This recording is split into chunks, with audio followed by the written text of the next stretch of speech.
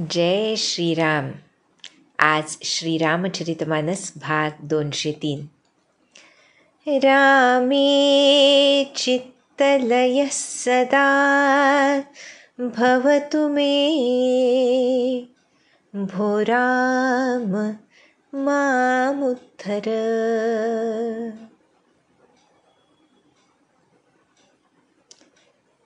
भगवच्चरणी चित्तलय होऊन उद्धार होण्याची प्रक्रिया हा एक प्रेम प्रवास आहे. प्रेम जे अनन्य असतं, प्रेम जे प्रत्येक क्षणी आपल्या आराध्याला आनंद कसा होईल याचं भान ठेवून जगणारं असतं. प्रेम ज्यामुळे त्या साधकाच्या, भक्ताच्या अंतर्बाह्य स्थितीमध्ये असं परिवर्तन येतं की त्याला आपण पूर्वी जे होतो त्याचा पूर्णपणे विसर पडतो. प्रेम ही अशी अवस्था आहे ज्यावर भगवंत भाळतात, सद्गुरू भाळतात. प्रेम ही अशी स्थिती आहे ज्यामध्ये अहंकाराचा पूर्ण नाश होतो.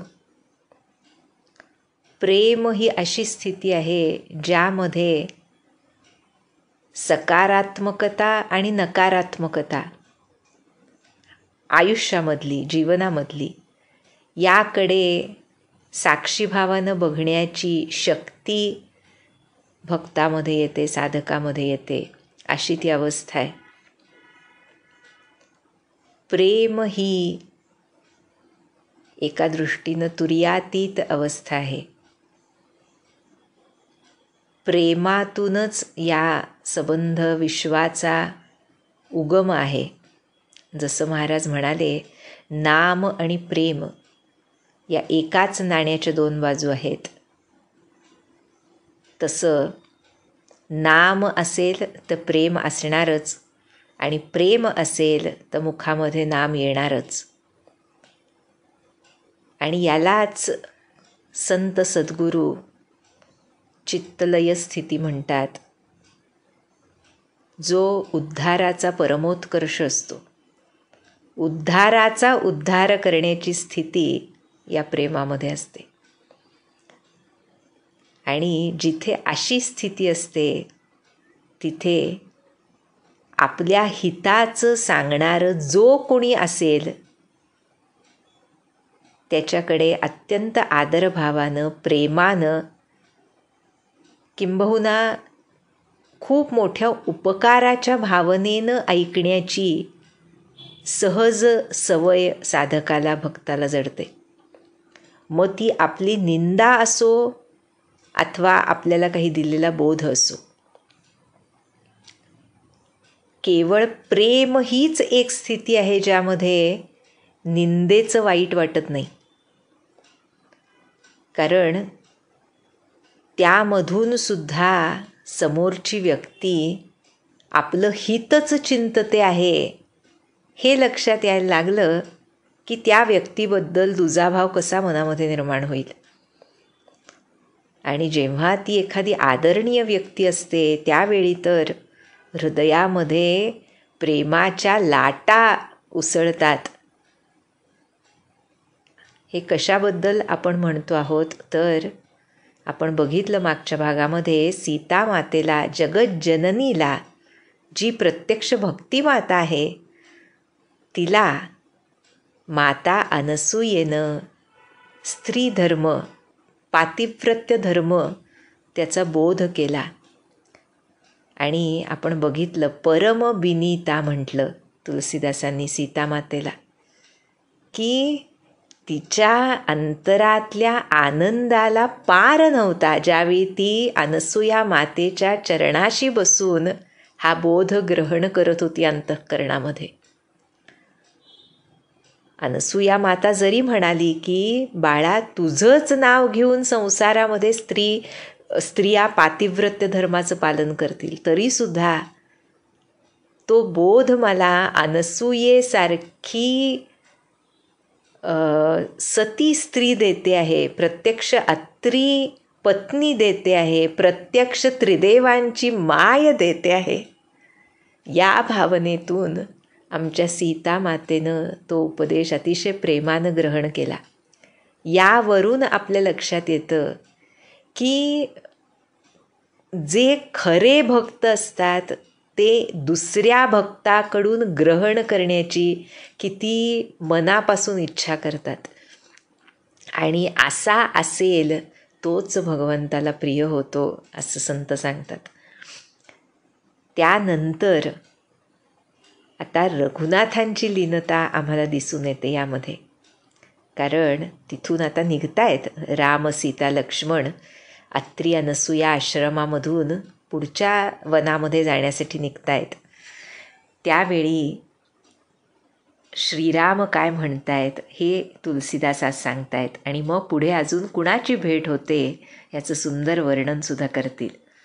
म्हणाले, अत्री मुनींना म्हणतायत, संततमो पर कृपा करेहु, सेवक जानित जेहु जनि नेहु, धर्म धुरंधर प्रभु कई बानी, सुनि सब प्रेम बोले मुनि ज्ञानी, जासु कृपा जसी वसन कादी, चहत सकल परमारथ बादी, ते तुम राम अकाम पियारे, दीन बंधु मृदु बचन उचारे. श्रीराम म्हणाले की आज्ञा असेल तर आता मी पुढच्या वनामध्ये जातो. पुढे म्हणतायत, हे ऋषी श्रेष्ठ, माझ्यावर निरंतर आपली कृपा राहावी आणि मला तुमचा दास मानून, सेवक मानून माझ्यावरचं प्रेम मात्र सोडू नका. तजेहू जनी नेहू. असं कोण म्हणतंय? ज्यांची पूजा ऋषीश्रेष्ठ अत्रींनी केली आहे असे प्रभू श्रीराम मला सेवक म्हणून माझ्यावर प्रेम करा असं अत्री मुनींना म्हणतायत.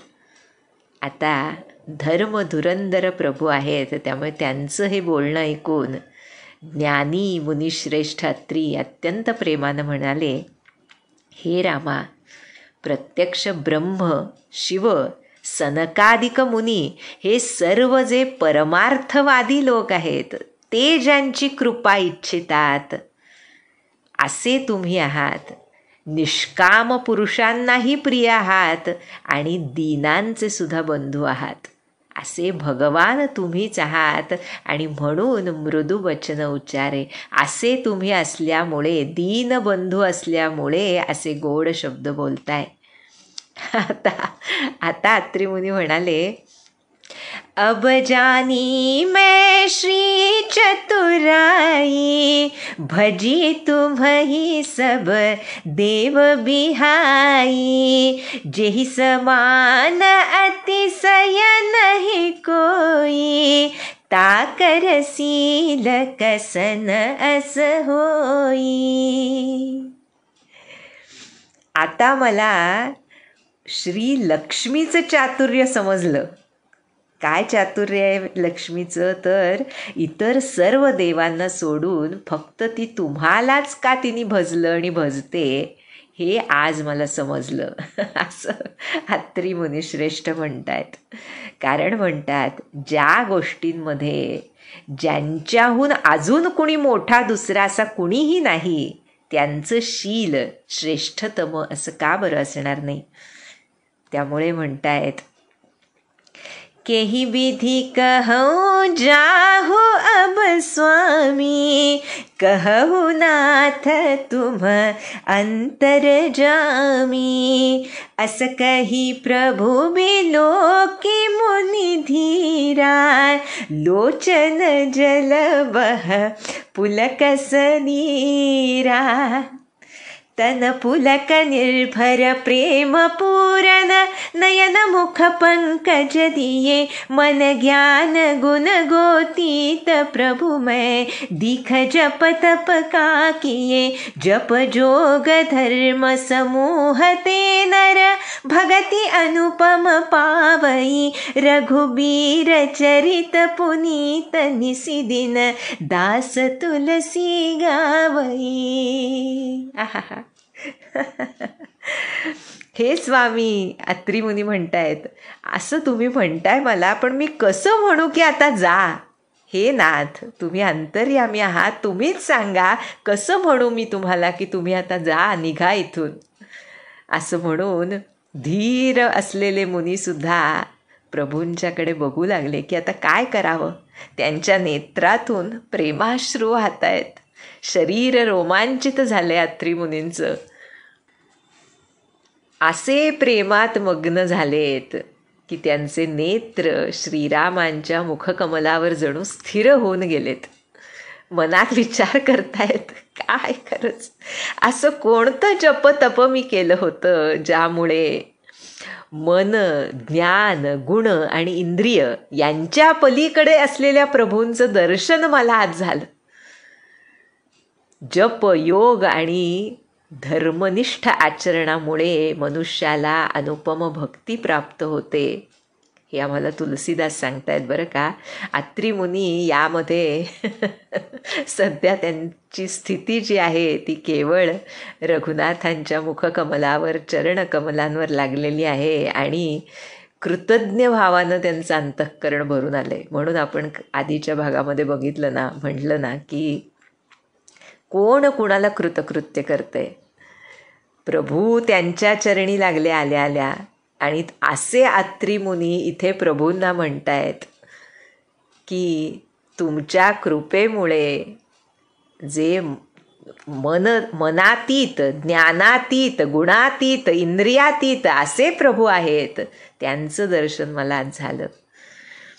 त्यामुळे म्हणतायत, कसं आहे पहा, म्हणजे असं वाटतं ना की ओळख पटणं ही आयुष्यामध्ये सर्वात मोठी गोष्ट असते.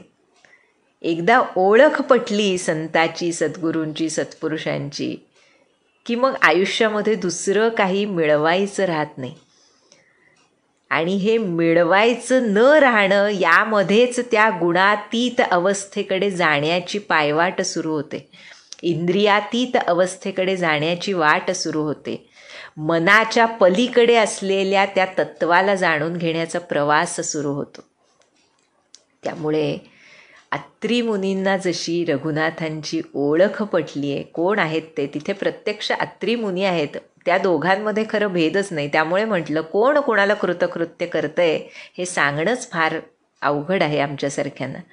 पण आम्हाला तुलसीदास सांगतायत की अशी भक्ती कशामुळे प्राप्त होते? जपामुळे प्राप्त होते, योग साधल्यामुळे. योग म्हणजे केवळ योग मार्ग अशा अर्थानं नाही, प्रत्येक क्षणी त्या भगवंतांचा योग आमच्या अंतःकरणामध्ये साधला तर अशी अनुपम भक्ती प्राप्त होते. धर्मनिष्ठ आचरण असेल तर अशी अनुपम भक्ती प्राप्त होते. आणि अशा श्री रघुवीरांचं पावन चरित्र म्हणतायत तुलसीदास रात्रंदिवस गातायत. काय खरंच भाग्य आहे पहा, नाही का? आणि आमचं भाग्य आहे की तुलसीदासांनी असं चरित्र गायलं ज्याचे तुषार आमच्यावर उडून आम्ही सुद्धा पावन पवित्र झालो, नाही का? त्यामुळे पुढे म्हणतायत, कशी आहे रामचंद्रांची कीर्ती. तुलसीदास सांगतायत, कलिमल समन दमन मन राम सुजस सुख मूल सादर सुनहि जे तिन्ह पर राम रहहि अनुकूल. आहा, प्रभू श्रीरामांची सुंदर अशी कीर्ती जी आहे ती कलियुगातल्या पापांचा नाश करणारी, मनाचं दमन करणारी आणि सुखाचं मूळ आहे. जे लोक ती आदरानं ऐकतात त्यांच्यावर श्रीराम प्रसन्न होतात. राम रहही अनुकूला. यावर सुद्धा विश्वास असावा लागतो बरं का. नाहीतर आयुष्यभर आम्ही रामचरित्र वाचतो, सद्गुरुचरित्र वाचतो, नामस्मरण करतो, पण तरीसुद्धा अंतरातले दोष दूर होत नाहीत, ही तक्रार आमची तशीच राहते.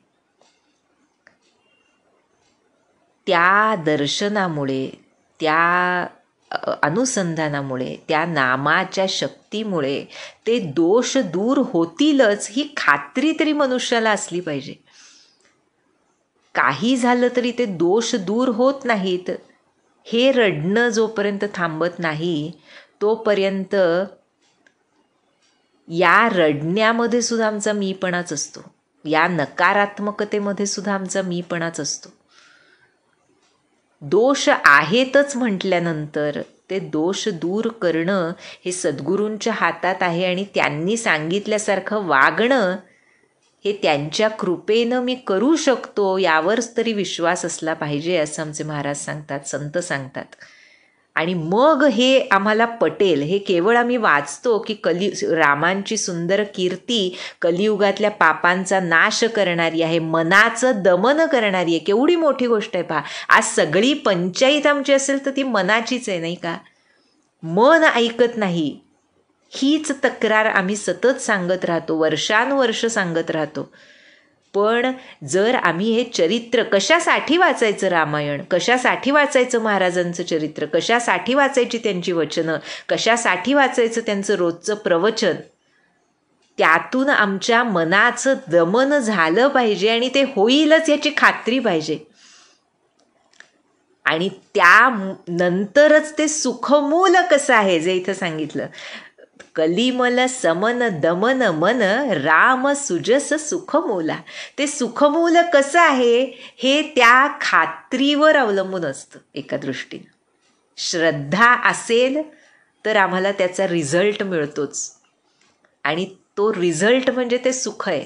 सुख म्हणजे लौकिक सुख नव्हे, it's not pleasure. Anand, happiness ज्याला आपण म्हणतो, परमार्थातला सद्गुरू प्रदत्त आनंद, सद्गुरू प्रदत्त नाम घेतल्यानं अंतरात उमटणारा आनंद, कोणत्याही कारणाशिवाय केवळ त्यांच्या स्मरणानं अंतरामध्ये उमटणारा आनंद, असा हा आनंद ज्याला मिळतो, असे जे लोक ती कथा आदरानं ऐकतात त्यांच्यावर श्रीराम प्रसन्न असतात. राम रहही अनुकूला असं तुलसीदास सांगतात. आणि म्हणून म्हणतात पुढे, कठीण काल मल कोस धर्म न ज्ञान न जोग जप परिहरी सकल भरोस राम ही भजही ते चतुर नर. कोण चतुर आहे खरा हे सांगितलं. कारण कलिकाळ आहे, पापांचा खजिना आहे म्हटलंय. मलकोस, धर्म नाही, ज्ञान नाही, योग नाही, जप नाही, काहीच नाही आमच्याकडे. खरंच विचार केलं तर आहे का? त्यानुसार वागावं असं तरी आम्हाला वाटतं का? त्यामुळे म्हणतायत की हे योग्य प्रकारे आमच्याकडून होत नाही. त्यामुळे इतर सर्व भरोसा टाकून जे लोक केवळ श्रीरामांना भजतात ते धन्य होत, ते चतुर नर होत.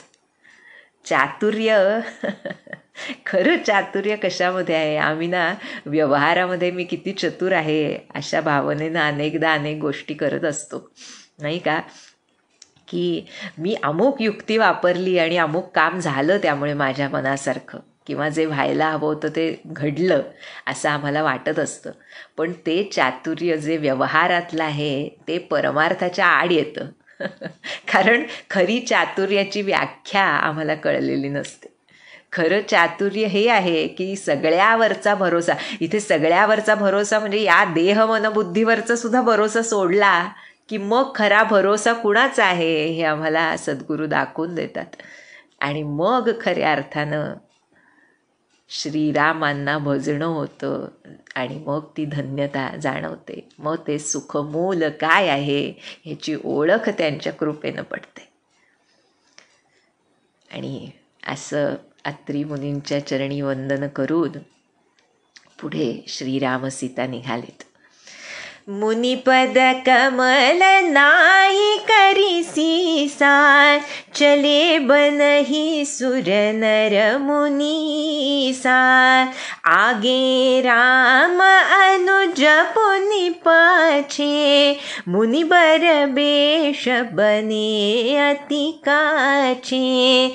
उभय बीच श्री सोहई कैसी, ब्रह्म जीव बीच माया जैसी। सरिता वन गिरिया घट घाटा, पति पहिचानी देहि बर बाटा। जह जह जाहि देव रघुराया, करहि मेघ तह तह नभ छाया। मिला असुर बिराध मग जाता, आवत ही रघुबीर निपाता। तुरत ही रुचिर रूप तेहि पावा, देखी दुखी निज धाम पठावा। पुनियाये जह मुनि सरभंगा, सुंदर अनुज जानकी संगा। हे अरण्यकांड म्हणजे सर्व ऋषी मुनींच्या भेटीची एक पावन गाथा आहे खरोखर. सीतारामांच्या हृदयाला पुलकित करणारी अशी ही गाथा आहे, ज्यासाठी खरं तर ज्याची आस हृदयामध्ये घेऊन, ज्यासाठी कैकेयी मातेला धन्यवाद देऊन श्रीराम राजवाड्याच्या बाहेर पडले, तो हा मुनींचा ऋषींचा संघ होता. सीतामातेच्या हृदयात सुद्धा हीच इच्छा वारंवार जन्म घेत होती, अगदी लहानपणापासून, मिथिलेत असल्यापासून. कारण तिला सवय होती. मिथिलेमध्ये महाराज जनकांची अशी एक पद्धत होती की वरचेवर विविध प्रकारच्या ज्ञानसभांचं आयोजन व्हायचं तिथे. ज्ञाननगरीच आहे ते, ज्ञानक्षेत्रच आहे आपण बघितलं. त्यामुळे त्या ज्ञानसभेमध्ये अनेकविध ऋषीमुनी, महर्षी गौतम असतील, उद्दालक असतील, आपण विविध ऋषींची नावंसुद्धा अगोदर बघितली, असे अनेक ऋषीमुनी, प्रत्यक्ष विश्वामित्र, परशुरामसुद्धा मिथिला नगरीमध्ये येऊन गेलेले आहेत. याज्ञवल्क्य, त्यांच्या दोन्ही पत्नी कात्यायनी, मैत्रेयी, प्रत्यक्ष गार्गी माता असे अनेक ऋषीमुनींचा, अशा ऋषीमुनींचा संघ सीतामातेला अगदी लहानपणापासून मिळालेला आहे जनक महाराजांच्या कृपेनं, आशीर्वादानं. त्यामुळे तिच्या अंतरामध्ये या सर्व ऋषीमुनींचं स्थान काय आहे हे आमच्यासारख्यांना समजणं फार अवघड आहे. एकीकडे बघितलं तर जगत जननी आहे, तिची लेकरं आहेत हे सर्व ऋषीमुनी, कारण तिच्या अंतरात उगम पावलेल्या त्या भक्तिगंगेमध्ये स्नात होऊन त्या मार्गावरून चालणारे हे सर्व पथिक आहेत. आणि मनुष्य देहामध्ये बघितलं तर हे सर्व ऋषीमुनी तिला पितृतुल्य आहेत लहानपणापासूनच.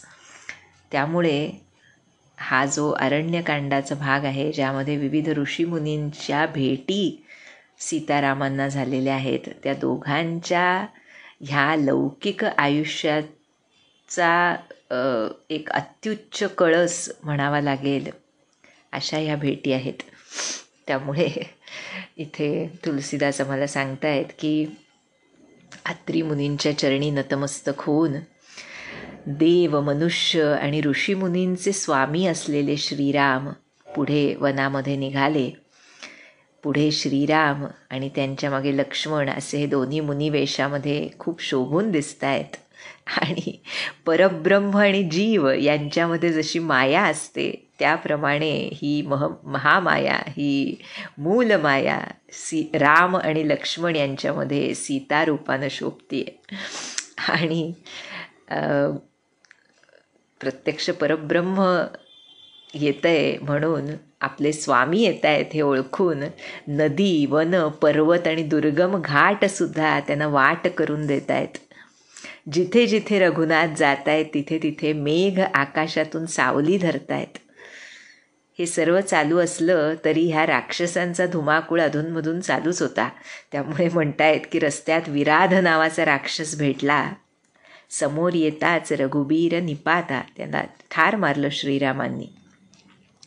श्रीरामांच्या हातून मृत्यू येताच विराधाला काय स्वरूप प्राप्त झालं तर दिव्य रूप प्राप्त झालं. बरं का, तुरतही रुचिर रूप तेही पावा, देखी दुःखी निज धाम पठावा. त्याला दुःखी तो आहे बघून प्रभूंनी त्याला परमधामाला पाठवून दिलं, ज्याला आमचे महाराज विरोध भक्ती म्हणतात ना. ह्या सर्व राक्षसांचा काय भाग्य आहे पहा त्यांचं. म्हणजे आम्ही म्हणतो हे राक्षस, पण आमच्यापेक्षा खूप श्रेष्ठ आहेत ते असं म्हणावं लागेल. ज्यांच्या मृत्यूसाठी, ज्यांना मारण्यासाठी प्रत्यक्ष भगवंतांना देह धारण करून यावं लागलं नाही का. त्यामुळे त्यालासुद्धा प्रभूंनी परमधामाला पाठवून दिलं. लक्ष्मण आणि सीता यांना घेऊन त्यानंतर प्रभू पुढे निघाले आणि कुठे आले. पुनी आये जह मुनी सरभंगा, सुंदर अनुज जानकी संगा. लक्ष्मण आणि सीता यांना घेऊन प्रभू शरभंग मुनींच्या आश्रमाकडे गेले आणि त्यांना बघून देखी राम मुख पंकज मुनिबर लोचन भृंगा, सादर पान करत अति धन्य जन्म सरभंगा. श्रीरामचंद्रांचं ते गोजिर मुखकमल बघून मुनिश्रेष्ठ शरभंगांचे लोचन भृंग, नेत्ररूपी भ्रमर अतिशय आदरानं सादर पान करीत. काय गोड लिहिलंय तुलसीदासांनी, कसं करावं हे लिहिलंय पा. आदरानं त्याचं सौंदर्य पान करू लागले.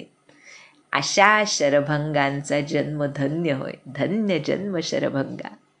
आणि काय म्हणाले, कह मुनी सुनु रघुबीर कृपाला, शंकर मानस राजमराला, जात रहे बिरंची के धामा, सुने श्रवण बन ऐ हही रामा, चितवत पंथ रहे दिन राती, अब प्रभु देखी जुड़ानी छाती, नाथ सकल साधन में ही ना, किन्हीं कृपा जानी जन दीना.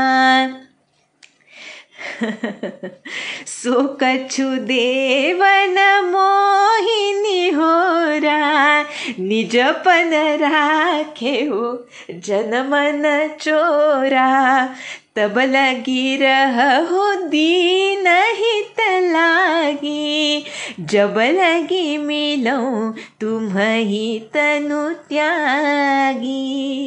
काय गोड, काय भाव आहे पहा. म्हणतायत मुनिश्रेष्ठ शरभंग म्हणतायत, हे कृपा निधान, हे श्रीराम कसे आहात तुम्ही. म्हटलंय this is my personal favourite. Shankar Manas राजमराला, शंकर भगवानांच्या मनरूपी मानस सरोवरामधले राजहंस आहात तुम्ही.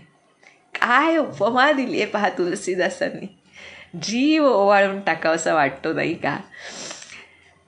शंकर भगवानांच्या मनामध्ये काय आहे, रघुवीर आहेत. आणि कसे आहेत ते श्रीराम, राजमराला, राजहंस आहेत त्यांच्या अंतःकरणामधले. म्हणजे असं म्हटलं जातं ना की हंस कसा असतो तर नीरक्षीर विवेक करणारा असा हंस असतो, विवेकरूपी असतो हंस, त्याला त्यासाठी हंसाची उपमा दिली जाते. पण जे ह्या सर्वाच्या पलीकडे आहेत असे हे राजहंस श्रीराम शंकर भगवानांच्या मनरूपी मानस सरोवरामध्ये अखंड निवास करतात.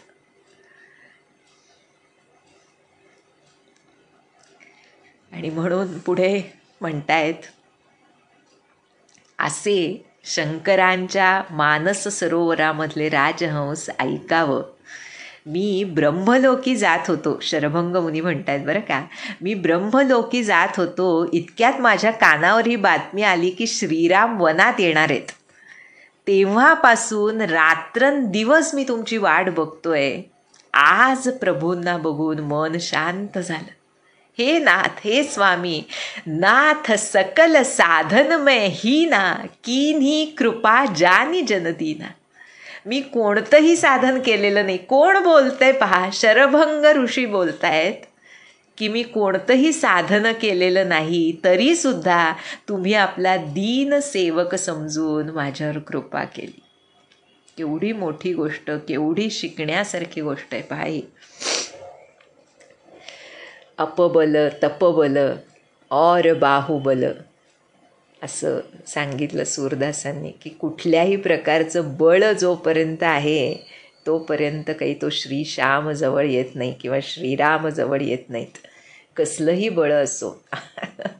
महाराजांच्या समोर एकांनी सांगितलं की आज माझं एवढं नाम झालं आहे, मला सांगावं लागत नाही असं महाराज म्हणाले. आपल्याला माहिती आहे ही गोष्ट नाही का. त्यामुळे म्हणजे आपली अशी एक कल्पना असते, कल्पनाच म्हणावं लागेल त्याला. आणि काही चूक आहे असं नाही, कारण महाराजांनीच ते नाम आपल्याला दिलेलं आहे. पण तरीसुद्धा की अमुक साधन झालं की मला माझ्यावर कृपा होईल. पण आपण त्यामध्ये सुद्धा सद्गुरूंना थोडं खाली आणतो हे आपण विसरतो. त्यांची कृपा आपल्या साधनावर अवलंबून असू शकते का? जो जगव्यापी आहे, ज्याच्यामुळे हे सर्व जग नाही विश्व सुरू आहे, ज्याच्यामुळे प्रत्येक व्यवहार सुरू आहे, ज्याच्यामुळे श्वास सुरू आहे, अशा भगवंतांना कृपा करायला ह्या जीवभूत साधनाची आवश्यकता आहे का? साधन हे केवळ आज्ञापालनासाठी करायचं असतं, जेणेकरून आपल्या अंतःकरणाला शांती लाभेल. कारण त्यामध्ये सद्गुरूंची, प्रभूंची आज्ञा अनुस्यूत असते आणि शांती ही आज्ञापालनानंच मिळते. श्रद्धा ही आज्ञापालनानंच दृढ होते. त्यामुळे ते करायचं असतं. पण त्यामुळे मला प्रभूंचं दर्शन होईल, त्यामुळे माझ्यावर सद्गुरू कृपा करतील, अमुक साधन केलं म्हणून आज एखादा संत रिअलाइज्ड बीइंग बनला असं नसतं. कृपा करण्याशिवाय त्यांना काही करताच येत नाही. भाऊसाहेब केतकर जे म्हणाले आपल्याला सर्वांना माहिती आहे की महाराजांना एकच गोष्ट करता येत नाही, ती म्हणजे ते कुणाचंही अकल्याण करू शकत नाहीत. ह्याचीच दुसरी बाजू काय, म्हणजे त्यांना कल्याणाशिवाय दुसरं काही करताच येत नाही. मग जर असं आहे तर ते कल्याण करतील का हा प्रश्न त्यांना खाली आणण्यासारखा नाही का? आणि हे तेव्हाच लक्षात येतं जेव्हा अशी अवस्था मनाची शरभंग ऋषींसारखी तयार होते की नाथ सकल साधन मैं ही ना, कीन्ही कृपा जानी जनदीना. केवळ दीन सेवक समजून तुम्ही माझ्यावर कृपा केली आहे, मी कोणतंही साधन केलेलं नाही. आणि पुढं काय म्हणतायत पहा. हे दोन टोकं असतात साधकापेक्षा भक्ताच्या अंतःकरणाची बरं का. हे पहिलं टोक आपण बघितलं की मी काही साधन केलेलं नाही तरी तुम्ही कृपा केली आहे, तुमचा स्वभावच आहे तो, त्यामुळे कृपा केली आहे. पण आता पुढं काय म्हणतायत पहा. सो कछु देवन मोहिनी होरा, निजपन राखेऊ जन मन चोरा, तब लगी रहु दीन हित लागी, जब लगी मिलऊं तुम्ही तनु त्यागी. वाचलं होतं नाही का आपण, हे हरकत नाही. पण कारण ते महत्त्वाचंच आहे तितकं की म्हणतायत हे देवा, हे रघुनाथ, पण तुम्ही माझ्यावर कृपा केली हा काही तुमचा उपकार नाही आहे माझ्यावर. बरं का. कसे आहात तुम्ही? भक्ताचं हृदय चोरणारे आहात. त्यामुळे कृपा करून तुम्ही आपल्या ब्रीदाचं पालनच केलंय. मन चोरा, मन चोरणारे तुम्हीच आहात. मग ते मन चोरल्यानंतर माझं काही उरलंच नाही तर मग त्याचं कॉम्पेन्सेशन देणं हे तुमचं ब्रीदच आहे, त्यामुळे तुम्ही माझ्यावर कृपा केली आहे. हे ते दुसरं टोक. हे केवळ आमचे तुकाराम महाराजांसारखे संत, इथे शरभंग मुनींसारखे संतच असा व्यवहार, म्हणजे व्यवहार नाही येतो, तो प्रेमाचा व्यवहार आहे, असा व्यवहार प्रेमाचा भगवंताबरोबर करू शकतात. आणि म्हणून म्हणतायत की साधन तर मी केलेलं नाही आहे, तुम्ही कृपा केली आहे, पण कृपा केली म्हणजे काय माझ्यावर उपकार केलेला नाही, कारण तुम्हीच माझं हृदय चोरलं आहे. त्यामुळे ही कृपा करणं हे तुम्हाला भागच आहे, तुम्ही तुमच्या ब्रीदाचं पालन केलं आहे. त्यामुळे पुढे म्हणतायत, पुढे पहा, आता हे शरीर सोडून मी तुमच्या परमधामात जात नाही, तोपर्यंत या दीनसेवकाच्या कल्याणासाठी इथं थांबा. तब लगी रहू. काय पहा, कशी ताकद असते पहा भक्ताच्या शब्दांमध्ये. भगवंताला जे आपण म्हणतो वश करतात हे भक्त, ते दिसून येते याच्यामध्ये, की मी तुमच्या धामाला जात नाही तोपर्यंत इथे थांबा माझ्या कल्याणासाठी, असं शरभंग मुनी सांगतात प्रभूंना. आणि पुढे काय केलं त्यांनी ते सांगितलंय पहा, फार सुंदर आहे. जोग यज्ञ जप तप व्रत कीन्हा, प्रभु कह देई भगति बरलीन्हा, एहि विधि सर रचि मुनि सरभंगा, बैठे हृदय छाड़ी सब संगा. अगोदर सांगितलं की मी काही साधन केलेलं नाही, पण आता आम्हाला तुलसीदास सांगतायत काय, योग यज्ञ जप तप व्रत इत्यादी जे काही शरभंग ऋषींनी केलं होतं ते सर्व प्रभूंना अर्पण केलं, आणि त्या बदल्यामध्ये भक्तीचं वरदान घेतलं. काय घेतलं? भक्तीचं वरदान घेतलं. म्हणजे भक्तीशिवाय जे अगोदर आम्हाला लक्ष्मणानं सांगितलं, भरतानं सांगितलं, तेच इथे आम्हाला पुन्हा सांगतायत की योग असो, यज्ञ असो, जप असो, तप असो, व्रत असो, नेम असो, नियम असो, जे काही तुम्ही करताय ते सर्व अर्पण केलं आणि त्याबद्दल भक्तीचं वरदान घेतलं. म्हणून आमचे महाराज म्हणतात, करणं सोपं आहे, केलेलं अर्पण करणं फार कठीण आहे. त्यामध्ये सुद्धा आम्ही व्यवहार आणतो की केलेला जप अर्पणच करायला पाहिजे का, मग अर्पण केला तर आमच्याकडे काय राहिलं. असा एक विचित्र भाव असू शकतो आमच्या हृदयामध्ये, कारण आम्ही मायेमध्ये आहोत, तो इग्नरन्स असतो. पण तरीसुद्धा जोपर्यंत ते सर्व अर्पण, कारण त्याचंच म्हणजे त्वदीय वस्तू गोविंद तुभ्यम समर्पयामी, तुझीच दिलेली वस्तू आहे, तुलाच मी समर्पण करतोय. काही माझं काही आहे कुठे काही.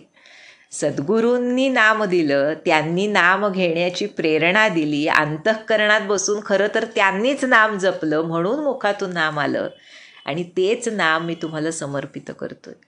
पुन्हा कोरी पाटी झाली की मग खरी कृपा होते.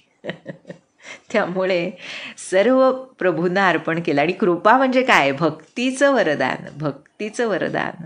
आणि अशा प्रकारे म्हणतायत, दुर्लभ भक्ती प्राप्त केल्यानंतर चिता रचली शरभंग ऋषींनी, आणि सर्व आसक्ती सोडून छाडी सबसंगा बैठे हृदय. आसक्ती सुटलेलीच होती, त्याशिवाय हे असं करणं शक्यच नाही, पण ते आम्हाला सांगण्यासाठी की सर्व सोडून ते चितेवर बसले आणि काय म्हणाले, सीता अनुज समेत प्रभु नील दल जलद तनु श्याम, मम हिय बसहु निरंतर सगुण रूप श्रीराम. पुन्हा वाचूया, कारण ही आपल्या सर्वांची प्रार्थना आहे खरं.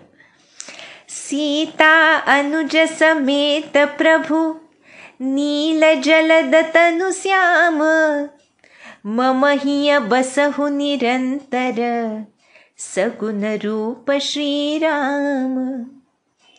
म्हणतायत, हे नील मेघाप्रमाणे श्यामल शरीर असणाऱ्या सगुण श्रीरामा, सीता आणि लक्ष्मणासह तुम्ही माझ्या हृदयामध्ये निरंतर निवास करा.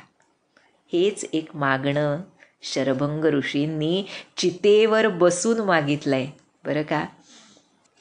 आणि त्यानंतर अस कही जोग अगिनी तनु जारा, राम कृपा बैकुंठ सिधारा, ताते मुनी हरिली नन भयवू, प्रथम ही भेद भगती बरलयवू. असं वरदान, असा आशीर्वाद मागून शरभंग मुनींनी योगाग्नीनं आपलं शरीर भस्म करून टाकलं आणि श्रीराम कृपेने ते वैकुंठाला गेले.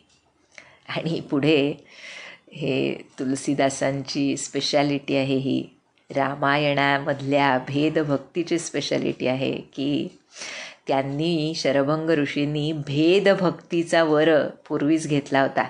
म्हणजे मी सेवक आणि तुम्ही स्वामी, सायुज्य मुक्ती नको मला, असं म्हणून त्या भेदभक्तीचं वरदान घेतल्यामुळे म्हणतायत भगवंतामध्ये लीन झाले नाहीत, ते वैकुंठामध्ये राहून भगवत भक्ती करत राहिले, असं आम्हाला तुलसीदास सांगतायत.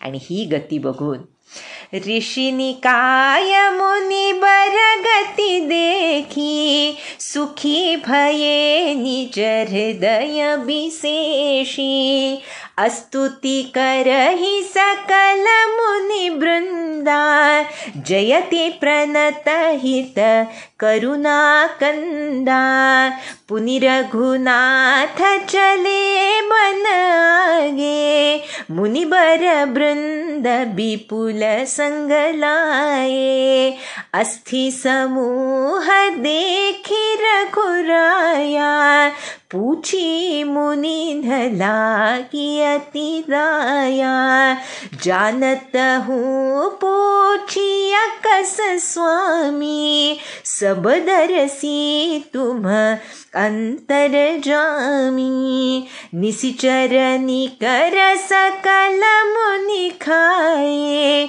सुनि रघुबीर नयन जल छाए, निशिचर हीन करऊ मही, भुज उठाई पन कीन्ह, सकल मुनिन्ह के आश्रमधि, जाई जाई सुख दीन. शरभंग ऋषींची ती दुर्लभ गती बघून सर्व ऋषी समाज खूप सुखावला, हृदयामध्ये आनंद झाला त्यांना. आणि सर्व मुनिवृंद श्रीरामांची स्तुती करू लागले. जयती प्रणत हित करुणा कंदा, शरणागत हितकारी करुणा निधान प्रभूंचा विजय असो. आणि यानंतर अशी ही अतिशय गोड शरभंग भेट झाल्यानंतर रघुनाथ, सीतामाता, लक्ष्मण पुढच्या वनामध्ये गेले. अनेक श्रेष्ठ मुनी त्यांच्याबरोबर निघाले होते. पण वाटेमध्ये एके ठिकाणी हाडांचा ढीग लागला होता. ते बघून श्रीरामांना अतिशय दया आली आणि त्यांनी विचारलं मुनींना, काय आहे हे? तेव्हा ते म्हणाले सर्वजण की हे स्वामी, तुम्ही सर्वदर्शी आहात, अंतर्यामी आहात, जाणताय की काय आहे हे, आणि तरी आम्हाला का विचारता? तुम्हाला माहिती आहे की राक्षसांच्या झुंडीच्या झुंडी आल्या आणि सर्व ऋषीमुनींनी इथल्या खाऊन टाकलं, त्यांची ही हाडं आहेत. हे ऐकताच सुनी रघुबीर नयन जलछाय, रघुवीरांच्या नेत्रांमध्ये करुणेमुळे, दयेमुळे पाणी आलं. आणि त्याच वेळी श्रीरामांनी हात उचलून भुजा उठाई प्रतिज्ञा केली की मी पृथ्वीला राक्षस रहित करून टाकेन. आणि यानंतर तिथल्या सर्व जे मुनी ऋषी होते त्यांच्या आश्रमांना सुद्धा भेटी देऊन त्यांना दर्शन दिलं आणि संभाषणाचं सुख दिलं. आणि आता या भेटीमध्ये एक अतिशय गोड भेट आपल्या भेटीला जणू येते, ती म्हणजे सुतीक्ष्ण मुनींची भेट. It's a story in itself, it's a saga in itself. त्यामुळे तो अतिशय गोड भाग आपण पुढच्या भागामध्ये तुलसीदास आम्हाला कसा सांगतात, कसं वर्णन करतात, काय त्यांची भक्ती होती, काय त्यांचं प्रेम होतं, याचं वर्णन करतील ते आपण पुढच्या भागात बघूया. जानकी जीवन स्मरण. जय जय राम.